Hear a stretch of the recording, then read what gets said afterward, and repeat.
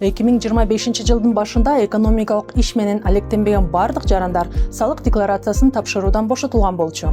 Эми ушул жылдын 16 апрелинен тарта мамлекеттик салык кызматы жеке ишкерлердин көпчүлүк бөлүгүнө жана патент менен иштегендердин бардыгына бирдиктүү салык декларациясын тапшырууну жокко чыгарды.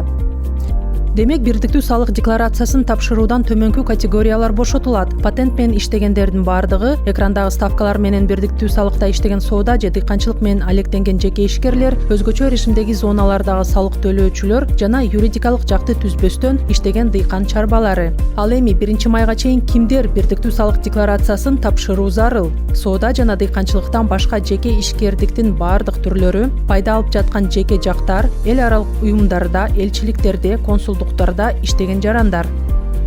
Эгер сиз бул тизмеде болсоңуз, тапшырууну кечиктирбеңиз. Ошондой эле бул видеону башкалар менен бөлүшүп коюңуз.